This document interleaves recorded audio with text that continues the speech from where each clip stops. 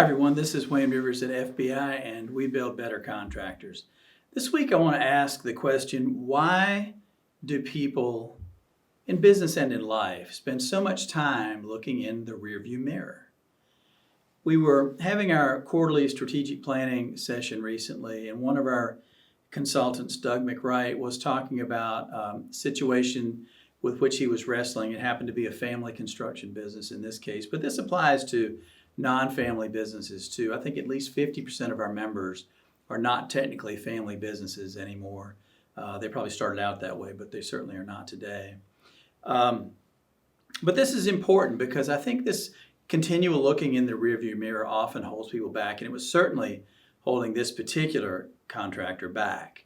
So Doug used a wonderful analogy for these folks, and all of us in the meeting were fairly taken with it. And Doug said, you've got to think about this in an analogous way.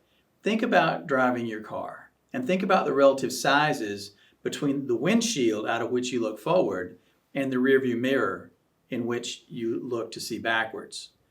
And that's about how much time that you should spend in meetings or in discussions looking forward versus looking backwards. The windshield is at least 10 times bigger than the rearview mirror, and you should spend the vast majority of your time looking forward and not in reverse.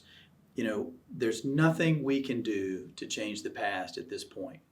We can think about it differently, we can react to it differently, we can accept and we can move on, we can forgive, we can do lots of things, but we really can't change the past. There's nothing any single human being on earth can do about things that have taken place in the past.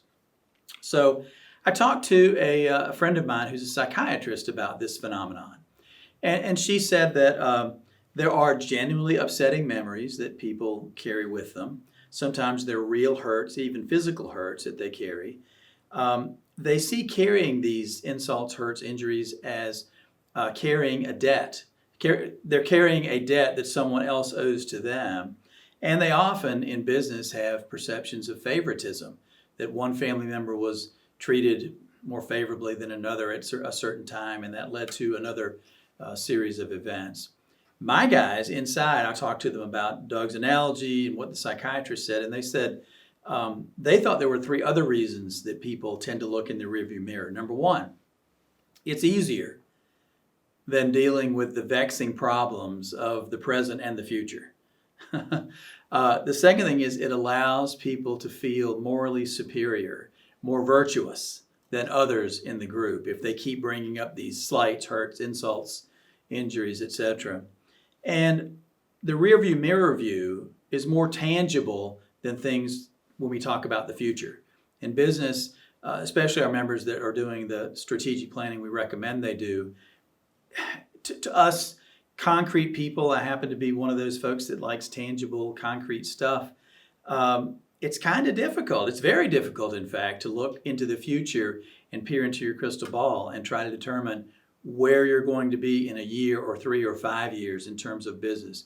What's your revenue going to be? What's your head count going to be? What business are you going to be in the sense of, customers and lines of work and all kinds of other things? It's tough.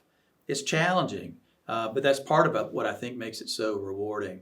So Doug's analogy is terrific. Spend most of your time looking forward into the future through your windshield.